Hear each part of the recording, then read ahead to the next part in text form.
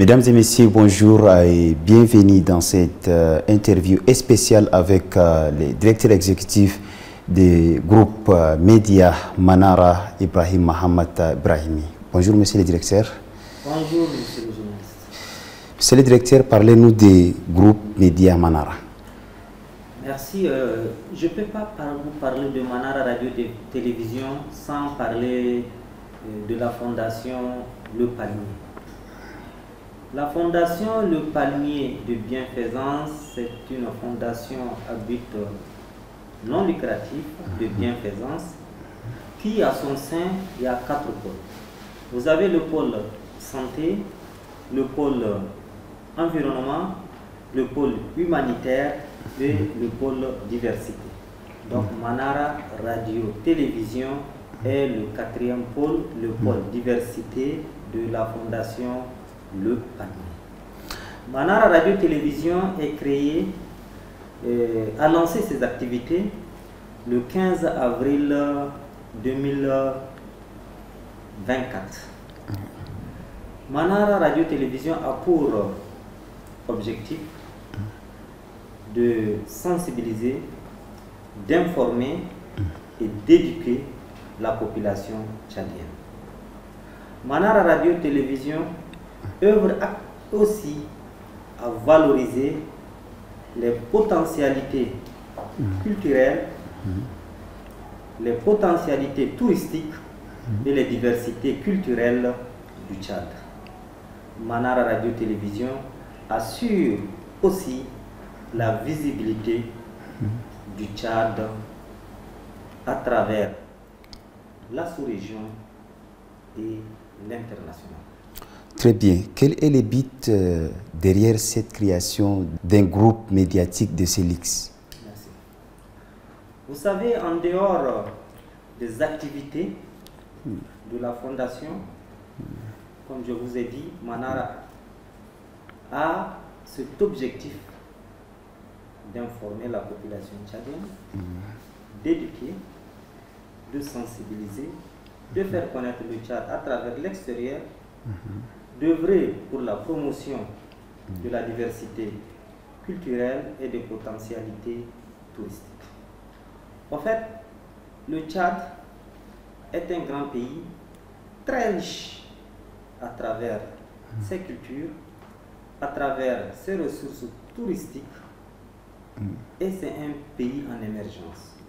Le Tchad a besoin de se faire d'abord connaître par sa population et aussi de se faire connaître à l'échelle internationale.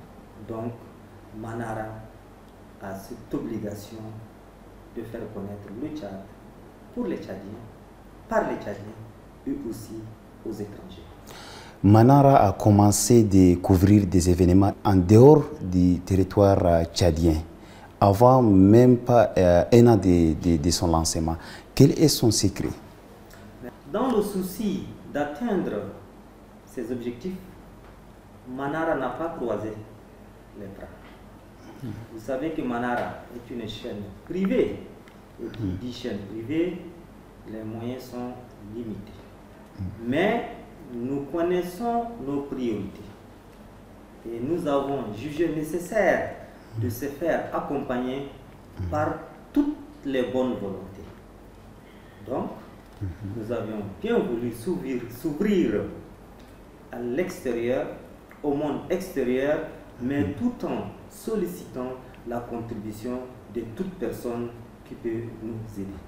Dans ce sens, dès qu'on a lancé les activités, nous avons adressé des correspondances à toutes les représentations diplomatiques non gouvernementales pour leur signifier nos objectifs, et nous les avons aussi demandé dans quelle mesure on peut s'accompagner pour vraiment atteindre nos objectifs. Donc, dans ce sens, je salue quelques représentations diplomatiques qui ont répondu à nos sollicitations, qui ont visité nos locaux, qui ont continué à nous solliciter dans la couverture des événements et enfin, je vous assure que l'Algérie est au premier rang de ce partenariat. Aussi, monsieur le directeur, Manara a commencé de construire des relations avec les institutions médiatiques internationales, notamment algériennes.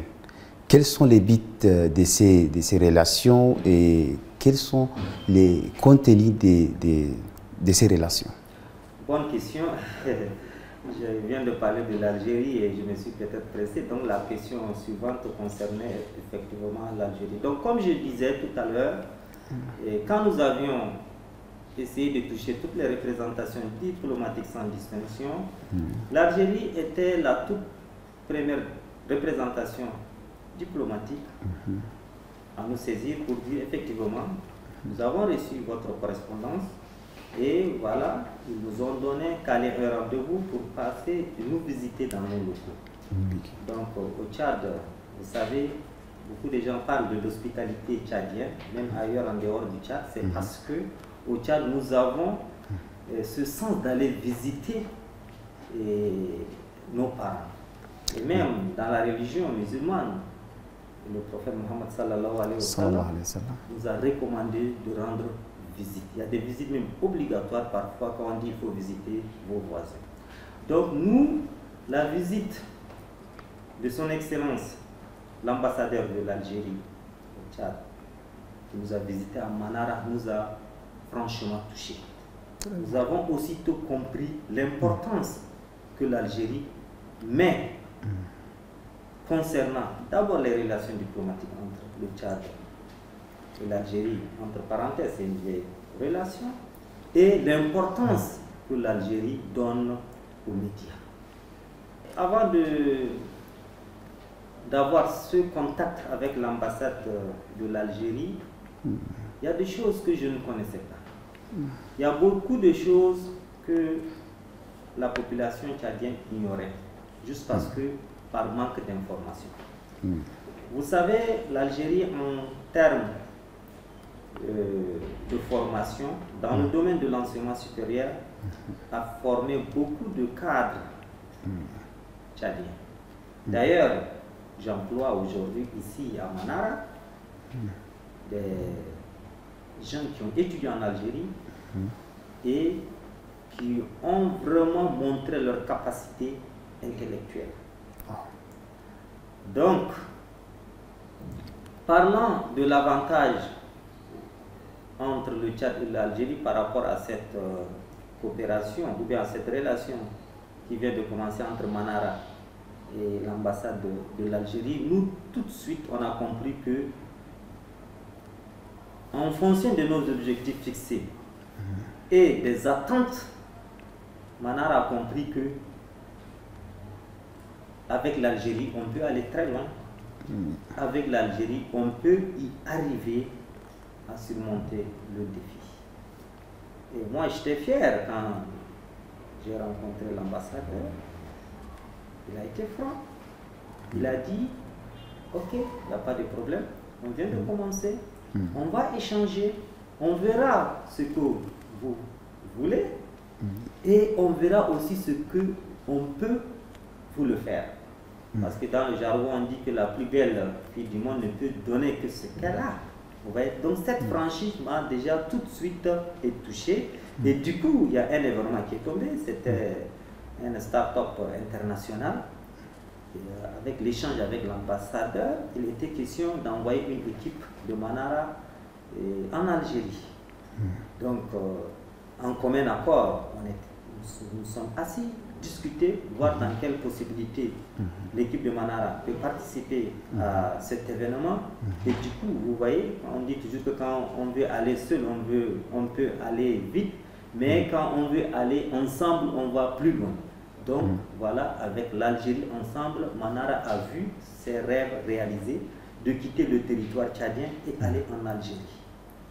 Et là, je vous assure que moi, je n'étais pas sur le terrain, mais l'équipe que j'ai envoyée était très contente de l'accueil chaleureux qui leur a été réservé. Et voilà, jusqu'à leur départ. Maintenant, en dehors de ça, Moi, je sais que ce n'est pas seulement dans le domaine de l'enseignement supérieur.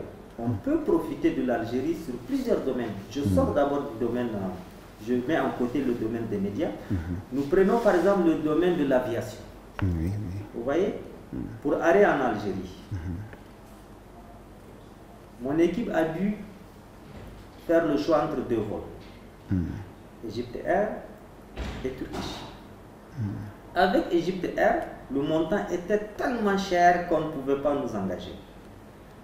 Et avec Turkish, ils ont fait le tour du monde avant d'aller en Algérie. Imaginez s'il y avait un vol entre l'Algérie et le Tchad et profiter de son tronçon, de ce tronçon pour desservir la France. Vous voyez, en termes de temps, combien voilà, le Tchad va gagner. Et même, sûrement en termes d'échange de montants, de frais de billets pour un avion qui contourne et pour un avion qui fait un vol direct. Moi, je pense qu'il doit y avoir aussi une différence de prix. Je reviens encore sur cet aspect. Ça, c'est maintenant l'aviation. Prenons l'agriculture. Vous voyez, le Tchad, c'est un grand pays d'agriculture. L'Algérie a déjà une grande expérience. L'agriculture comme élevage. Nous pouvons profiter de l'expérience de l'Algérie pour améliorer notre agriculture et pour aussi évacuer nos produits. Nous prenons l'élevage. Le Tchad est un grand pays de producteurs en élevage. Vous voyez, n'est-ce pas? Et là aussi, on peut aussi profiter de l'expérience algérienne pour mettre en place des abattoirs modernes et évacuer la viande tchadienne, qui est la vraie viande fraîche dans le monde entier. Je reviens maintenant dans le domaine des routes, par exemple. Vous voyez, je pense que vous avez dû entendre parler de la route transsaharienne. Oui, très bien. C'est une route qui quitte l'Algérie, qui touche le Niger, le Nigeria et qui vient au Tchad. Le projet a été lancé il y a quelques années. Vu l'importance de ce projet, j'ai dû toujours chercher à me renseigner de ce projet. Je me suis rendu compte que, d'après les recherches que j'ai eu à faire, même si je ne sais pas si je ne me trompe pas, l'Algérie a déjà finalisé son tronçon. L'Algérie a aidé même le Niger à finaliser une partie de son tronçon. Aujourd'hui, le Nigeria a déjà finalisé son tronçon. Et la route est actuellement à la frontière. La Mauritanie, même Tchad, le Mali. Exact. Du Tchad, la frontière du Tchad avec le Niger. Du côté du Tchad, le Tchad aussi a fait un grand effort. Si vous voyez aujourd'hui la route Massaguet-Massakori, Massakori-Ngouri, c'est la transsaharienne. Cette route a déjà été exécutée. Le tronçon qui restait Ngouri-Bol, Bagassola, Regrig, frontière du Niger. Ngouri, le projet a eu un petit souci. Le président de la République, chef de l'État, le maréchal Mohamed Idriss Déby Itno, a pris ses responsabilités. Il a envoyé des équipes pour constater qu'est-ce qui ne va pas sur le terrain. Le ministre aussi des infrastructures est descendu sur le terrain. Ils se sont rendus compte que la société en question qui a acquis le marché ne pouvait pas faire le travail. Le président de la République a suspendu les travaux et le Tchad est en négociation pour avoir un bon partenaire pour finaliser ce tronçon. Il y a d'autres tronçons aussi qui sont en chantier, qui ne sont pas finis. Il y a le tronçon Regrig Niger qui est attribué aux Chinois aussi. Ils sont en train de recommencer le chantier. Bref, c'est pour vous dire qu'il y a une grande partie que le Tchad doit bitumer par rapport à d'autres pays. Le Tchad a fait son effort, mais il reste encore des efforts à fournir. Maintenant, moi, pour ces efforts à fournir, je suis sûr que si on s'approche de l'Algérie, l'Algérie va beaucoup nous aider. Soit ils vont nous aider dans les études, soit ne serait-ce qu'à goudronner quelques tronçons qu'on n'a pas eu de financement. Mais il y a quelques mois, j'ai appris que l'Arabie Saoudite a promis financer le tronçon Djidada, je pense. C'est un tronçon d'environ 50 km. Oui. Donc moi je suis rassuré que si on s'approche de l'Algérie, on peut aussi encore profiter de l'Algérie. Vous savez que ce tronçon, je suis un peu plus long, vous m'excusez, ce tronçon est, en fait, le projet, voilà, ce projet c'est un projet de bitumage de la route qui quitte le Tchad jusqu'en Algérie, mais qui prend en compte en même temps la connexion Internet. La fibre optique passe à côté de cette route. Oui, bien sûr. Je vous dis franchement, pour ceux qui vivent avec nous au Tchad, on a un sérieux problème de fibre optique. Nous avions deux liaisons, la liaison du Soudan et la liaison du Cameroun. Aujourd'hui, le Soudan, avec la situation actuelle, elle est un peu compliquée. Donc, c'était la liaison principale aujourd'hui qui n'est pas pérenne. Donc, nous nous focalisons uniquement sur le Cameroun. Donc quand il y a un souci sur le tronçon du Cameroun, le pays est complètement coupé du monde. Donc moi je pense qu'on doit encore retourner vers l'Algérie pour vraiment apporter aussi sa contribution pour soutenir le Tchad, pour que la route soit vite construite et qu'on puisse aussi se raccorder sur la fibre optique de l'Algérie pour avoir une troisième connexion Internet. Très bien, merci pour ces détails. Monsieur le directeur, votre dernier mot. Bon, d'abord, je dois vous remercier de m'avoir vraiment accordé cette interview. Et moi, mon dernier mot s'adresse encore beaucoup plus à l'Algérie. L'Algérie, c'est un grand pays. L'Algérie, par rapport à certains pays africains, c'est un autre monde. Et avec le peu de temps que j'ai échangé avec, que ce soit des Algériens, que ce soit des Tchadiens qui ont étudié en Algérie, c'est un pays ouvert. C'est un pays ouvert qui veut aider les autres pays qui n'ont pas atteint son niveau de développement. Donc, je voudrais franchement que les Tchadiens et même d'autres pays en profitent de ce pays qui, à bras ouverts, veut aider les Tchadiens. Bon, il y a un aspect que je n'ai pas aussi parlé. Au fait, j'ai un peu parlé de l'aspect global de ce que le Tchad peut bénéficier de l'Algérie. Mais je voudrais aussi parler de ce que Manara Radio-Télévision peut aussi bénéficier de l'Algérie. Très bien. Donc, nous, avec l'Algérie, dans un premier temps, d'abord, nous aimerons profiter de l'expérience algérienne dans les échanges, dans des voyages d'échange. Vous voyez, n'est-ce pas? C'est vrai qu'on va bien vouloir qu'ils viennent aussi nous visiter ici et qu'on veut aussi, nos équipes, nos techniciens partent en Algérie pour s'imprégner de la réalité algérienne. Nous sollicitons aussi l'Algérie dans le cadre d'échanges de programmes. Vous voyez, n'est-ce pas? Aujourd'hui, qui dit télévision, qui dit contenu, qui dit programme, et qui dit programme dit de l'argent. Vous voyez, n'est-ce pas? Aujourd'hui, il y a des chaînes qui achètent des programmes extérieurs, des programmes qui coûtent énormément cher. Donc, à travers ce partenariat, nous sollicitons également ces échanges de contenu et c'est réciproque. Nous aussi, nous avons des choses qu'on peut vraiment proposer aux chaînes algériennes parce que je sais qu'ils ont appris que le monde, le berceau de l'humanité, c'est le Tchad. Nous avons aujourd'hui des contenus qui parlent du berceau de l'humanité. Nous avons des sites touristiques qui sont aujourd'hui patrimoine de l'UNESCO, comme le massif de l'Unedi, le lac Unyanga qui est un lac en plein désert. Nous avons le Chute Goutio qui est là, qui est vraiment un potentiel pour fournir de l'énergie. Donc, pour vous dire que le Tchad est un tout, on peut aussi vraiment alimenter les chaînes algériennes avec des contenus tchadiens. Ce n'est pas fini. Nous attendons encore beaucoup plus de l'Algérie dans le domaine de la formation, vous voyez, n'est-ce pas? Et aussi, pourquoi pas, je ne vais pas le demander tout de suite, mais avec le temps, dans le domaine aussi de renforcement de capacités techniques et matérielles. Donc moi, en tout cas, j'attends beaucoup de choses de l'Algérie. C'est pas dire que c'est de l'opportunisme, mais je sais que c'est un pays qui peut aider Manara, qui peut appuyer Manara Radio-Télévision en fonction de ce qu'il peut aussi. On ne va pas demander l'impossible.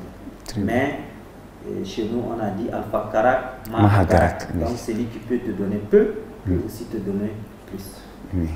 Merci beaucoup, monsieur le directeur. Mesdames et messieurs, c'est ici que s'achève notre entretien spécial avec le directeur exécutif des groupes médias Manara Ibrahim Mohamed Brahimi.